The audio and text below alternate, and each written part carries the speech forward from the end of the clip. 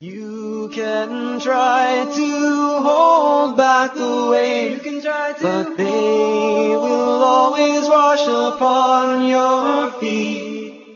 Two waters flow with a barrier in between, the salty sea and rivers fresh and sweet. Two waters flow with a barrier in between.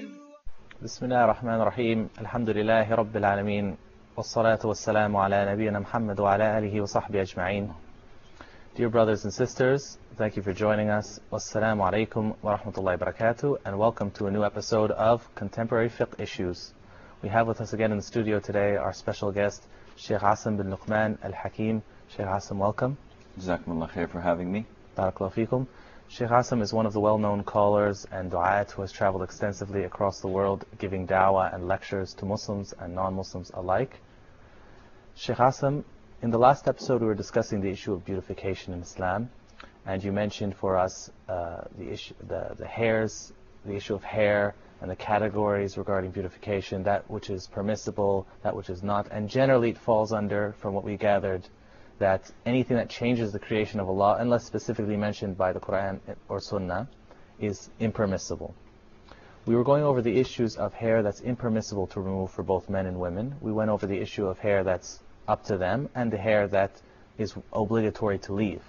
What about things like extending the hair, like some individuals do, they extend their hair? Bismillah ar-Rahman ar-Rahim. Alhamdulillah Rabbil Alameen. Sallallahu wa sallam wa baraka ala abdihi wa rasulihi nabiyyina Muhammad wa ala alihi wa sahbihi ajma'in. The concept of extending the hair is prohibited in Islam. And this is clearly mentioned when the Prophet sallallahu alayhi wa sallam, as in the hadith of Abu Hurairah, may Allah be pleased with him, said that the Prophet alayhi salatu salam has cursed the woman who adds false hair and fixes hair extensions, and he cursed the woman who has this done, and the woman who tattoos, and the woman who has this done. And this was reported by Al-Bukhari in the Sahih. So this act calls the curse of Allah the Almighty, and we know that whomever Allah curses, he departs him from Allah's mercy, and he would not have him under his mercy, Allah the Almighty. May Allah protect us. There is also another hadith where Humayd ibn Abdurrahman ibn Auf said that Muawiyah ibn Abi Sufyan, may Allah be pleased with him, once gave an oration while he was on the mimbar, and he was holding a piece of hair that was seized by one of his guards. And he said to the people, "Where are your scholars? Where are your scholars? I have heard the Prophet ﷺ say, or forbidding this kind of thing, and saying that Bani Israel, the sons of Israel, were destroyed when their women started to use such things." So such extensions are completely forbidden in Islam. Okay, and would something like, let's say, for example, eyelash extensions be considered as well the same thing?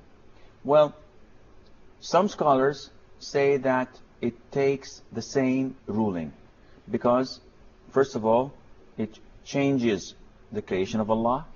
Second of all, it is hair that being extended. And not only this, some scholars even go further to talk about false nails, or when they extend the length of the nails, and they say that it falls under the same category. So that when women wear these false nails or these fake nails, it falls under the same category as hair extensions? Yes, so because it's changing the creation of Allah, and at the same time it is extending something that is not there. And it's very awkward why people do this. It's also, in effect, is it not, Ya Sheikh, a contradiction to what the Prophet ﷺ mentioned from the fitrah, from the natural inclination, is for people to cut their nails. We know as Muslims, we do this every week for Jummah. Well, the concept of doing it every week on Friday is not Islamic, because there isn't anything in the Sunnah that covers this. People do it out of habit, yes, but when you connect this to Friday, it becomes an innovation. We are requested or instructed to remove the nails, providing that they're long.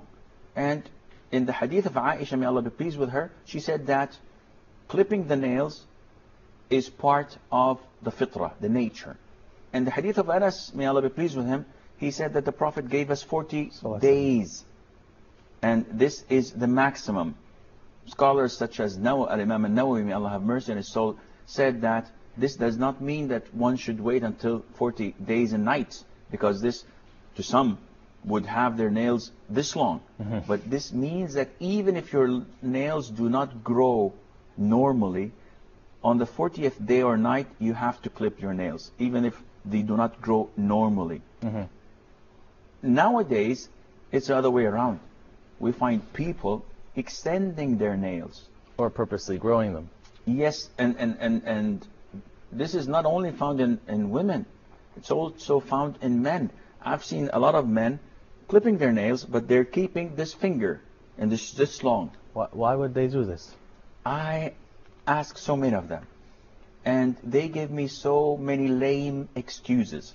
Some of them say clean that the ear. Yes, they want to clean the ears, and they'll puncture the eardrum, most likely. Some say we use it to remove the dandruff, and some said things that I cannot mention here, and it's absurd, it's pathetic, it's disgusting for a man to have such a nail. And to use the nail for such activities. The problem is, now, not only for men, it's also for women. And you're finding women prolonging and keeping and growing their nails to horrible lengths. And this is against nature. And this is, now, it's become a habit of the non-Muslims, and so it's forbidden for the Muslim women to be imitating them in this, no? Even regardless of yes, the direct rulings. Because we have direct rulings stating that we have to clip the nails. Now, at the maximum of 40 days for men and women. Yes. Now, women went the extra mile. So now they're not only prolonging their nails and growing them, they are also putting nail polish on top of them. And some of them put red nail polish as if they're animals, you know, just waiting for their prey. Well, they're not waiting anymore, because they have already killed their prey and they've got blood on their nails. No. And it's so strange. I've seen my daughters do this, and I've spoken to them, some of them, alhamdulillah. And one of my daughter puts black nail polish. Like this emo trend. What is this? It says it looks nice. So anything that looks nice, you imitate. Don't you have your own personality? Don't you have your own character? Why should we always follow people? I remember one scholar mentioned, he goes, subhanallah, are the Muslims just sheep that we just walk behind anyone? Is the Muslim not proud that he is on the face of the earth following the religion that Allah, the creator of the heavens and the earth, has set forth for him? Should we not feel honored with that task? Unfortunately, this is the problem. We have people who look down on themselves, and they are not that proud. And therefore, whenever they see a new trend, they just follow it. As the Prophet said, ﷺ, that the people, the Muslims, will follow the Jews and the Christians, even if they went into a hole of a lizard, they would follow it. And even amongst the non-Muslims, they know the quote, which is very famous, "He who stands for nothing falls for everything." Yes. The Muslims should be standing for Islam, the most glorious of things, the truth from Allah, that Allah is one. This is true, but unfortunately, it's there. So, going back to our topic, yes, extending the hair is not permissible for women. And as you mentioned, and also extending the nails, or with false nails, or leaving them to grow even past 40 days, and also wearing false eyelashes is not permissible in Islam. Jazakallah khairan. We mentioned the different types of hair that you can remove and that you have to remove. What about people who say, I don't want to remove my hair from my armpits every week or every 2 weeks or whatnot? Can I get laser? They have now laser surgery which can actually remove the hair and stop it from growing ever again. Is this considered changing the creation? It's not considered changing the creation because you're instructed to remove this hair. So if there's a safe surgical procedure that would result in stopping the hair from growing, and it does not have any side effects, and if it does not involve exposing one's most private part of the body, then it appears to be okay. So for example, if a woman comes and says, listen, I'd like to permanently remove the hair from my arms, or her legs, or legs, and yes. this does not include showing my private parts to anyone, and it's a female who's doing this procedure, and doctors say that there is not a side effect to it, because some of these operations may end up in 6, 7, 10 years time, and the skin would be allergic, it would have lots of side effects. If this is the case, this is completely forbidden. Well, can't we say that Allah subhanahu wa ta'ala created humans with a reason that the hair actually grows here, and then made it a means of worship by removing it and obeying the Prophet ﷺ? So removing it in one shot, wouldn't that kind of defeat the ajr or the benefits that you can get in removing it every time? It can be, but at the same time there is nothing to prevent it. And this is why we have to go by the book. The fundamentals we have, the Quran and the Sunnah, the usul al-fiqh, does not forbid this. So it is too much to be more Roman than the Romans and saying, oh, you have to do this, you have to do that.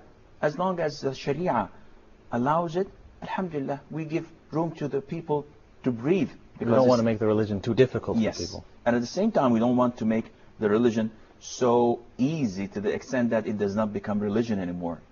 It becomes whims of people and what they desire. Barakallahu feekum, ya Sheikh. Inshallah, we'd like to continue, but just after the break. Wassalamu alaikum wa rahmatullahi wa barakatuh. Allah Ta'ala, Allah Ta'ala, Allah Ta'ala.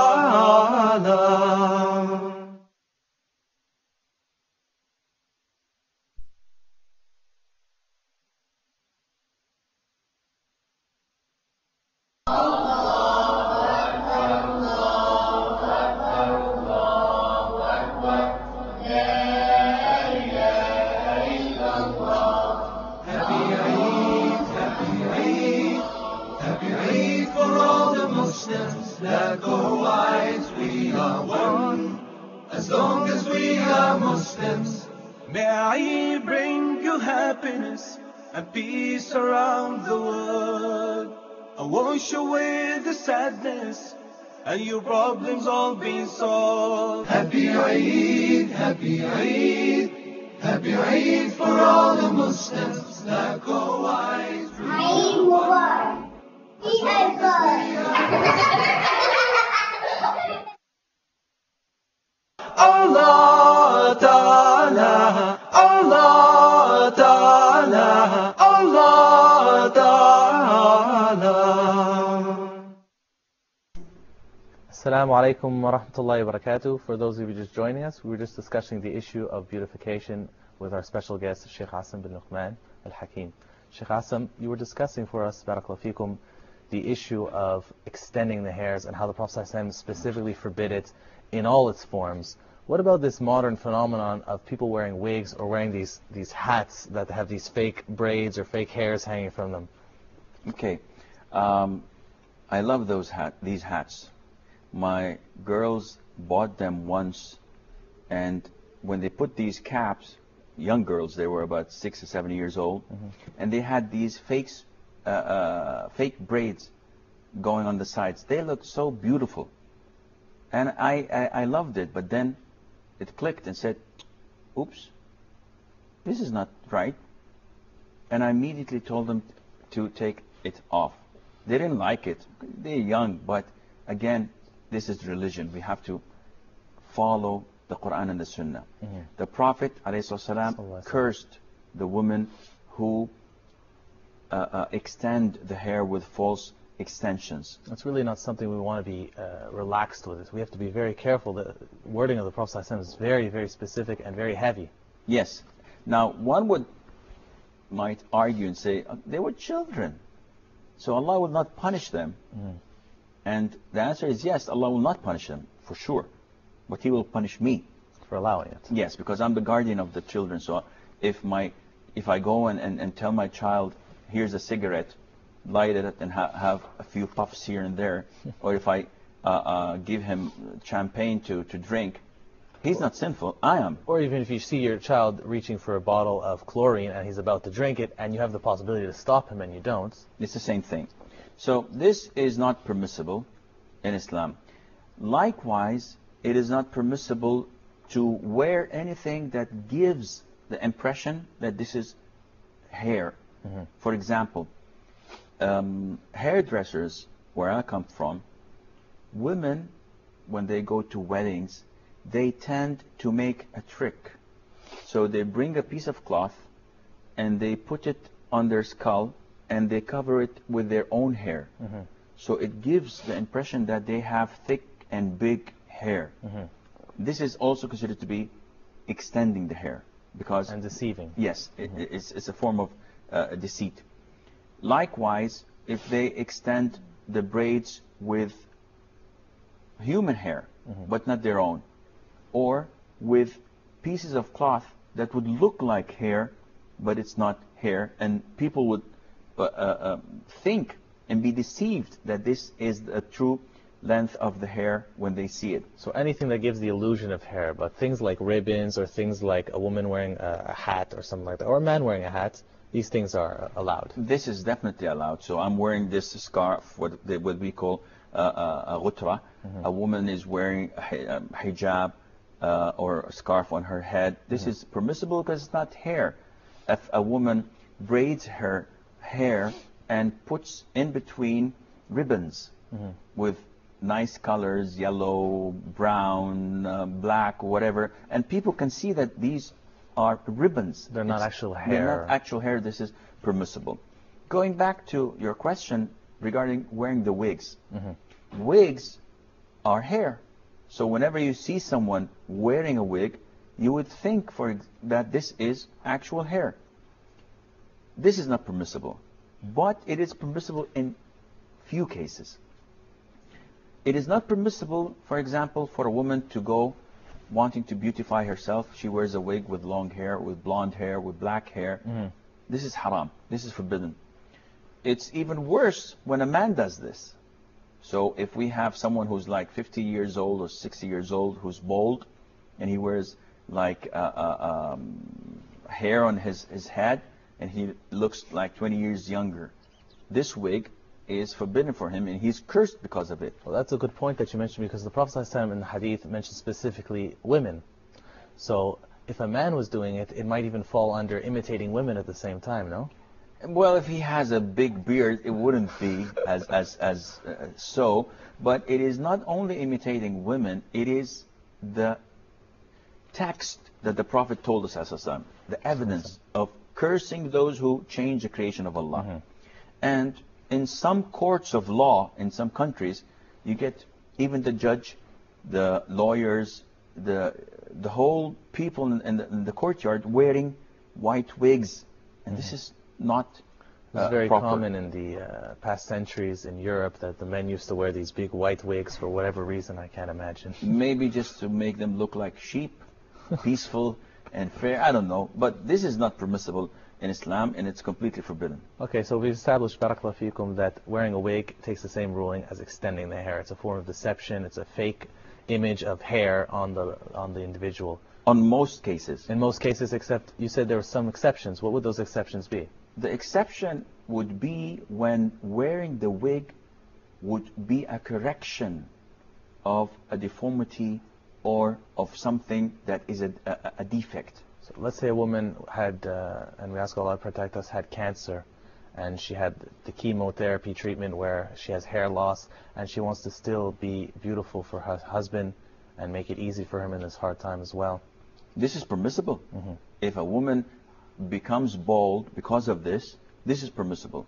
If a woman becomes bald due to any other illness. She is like 20, 30, 40 years old, and she becomes bald completely, no hair at all, it is permissible for her to wear a wig, because this is a correction, and she is not changing the creation of Allah. On the contrary, she is restoring the creation of Allah. Now, there is a hadith which is very important for us to know, that a woman came to the Prophet ﷺ and said that my daughter had an illness and now she has thin hair.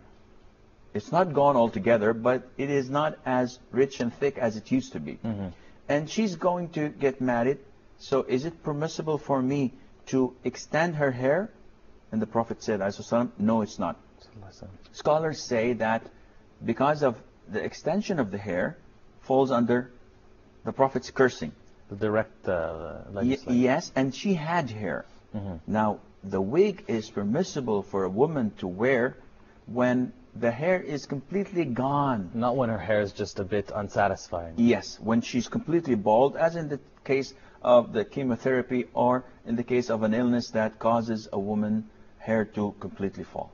So what about the case of, for example, a woman who has curly hair and wants to straighten it, or a woman who has straight hair and wants to make it curly? Is this considered changing the creation? No, this is not considered to be changing the creation, because it's like wearing your hair, not your hair of course, but it's like wearing a woman wearing her hair in a different style. She's just changing around how it looks. Yes, and this is not permanent. It goes like 3 months, or maybe less. But what about some permanent ones, like they have permanent hair straightening techniques? It's nothing wrong in that, because fixing the hair is part of the sunnah. It's like combing or brushing. Yes. So if you have things, chemicals providing that they are not harmful for you, anything that has side effects or has more disadvantages than the advantages would fall under the category of forbidden things. So what about a woman, for example, coloring her hair? We know that there's Islamic texts that forbid a woman to color her hair black, for example. Perhaps you could expand on that? Well, the text is not for women, it's for men. But whatever falls for men falls for women as well. We don't want people to accuse us of segregating, in the sense there is segregation in Islam between men and women, but not in discrimination. We're not discriminating. And not in rulings and in legislation. Yeah, the Prophet ﷺ, when he conquered Mecca on the 8th year of Hijrah, Abu Quhafa, may Allah be pleased with him, the father of Abu Bakr, came to the Prophet ﷺ, and he was 80 plus years old. And he was blinded, and he had his hair and beard all white, like Snow White. And the Prophet looked at him ﷺ, and said to his family, change this whiteness and avoid black. So in Islam, it is forbidden to use black to dye your hair or your beard. You can use any other color, but black is forbidden for you to use. So a man could dye his beard blonde if he wants, or his hair blonde? True. You can do whatever you wish, because this is permissible. You can dye it with black and brown, so it gives us a brownish color. This is permissible. Pure black is forbidden in Islam, except in the case of, again, a deformity, a case of a defect, a person who is 20 or 25 years old, or a girl who is 25 years old, and she has white hair. Would it not still be preferable for her to dye it any other color? Well, she has all the right to dye it in black, because this is her natural color, and she can have this, and this is Islamic. But if someone is about in his 40s, he's got some white hairs going on. He cannot dye this in black. He has to do it in any other color. Or perhaps, as found in some narrations of the Sunnah, maybe use henna. Henna is definitely the best thing for your hair, scientifically. And it's following the Sunnah, but it's natural, it doesn't have chemicals. Yeah, but some people would not like the color. If having, your orange beard, and then they say that this is ZZ Top, maybe they won't like this. So it's up to the people. There are different kinds of henna, different shades of brown, of red, or whatever, and you may choose whatever suits you, but there's nothing wrong in keeping a white beard or a white hair, providing it's not completely white. If it's completely white, it's part of the sunnah to change this. Barakallahu feekum, Sheikh. It's always a pleasure to have you on the show. Unfortunately, we're just about out of time, inshallah. Please join us again next week when we'll continue our discussion on beautification in Islam. Assalamu alaikum wa rahmatullahi wa barakatuh. You can try to hold back the waves, but they will always wash upon your feet. Two waters flow with a barrier in between, the salty sea and rivers fresh and sweet. Everything Allah commands to be will always become a reality. Everything Allah commands to be will always become a reality. Allah Ta'ala, Allah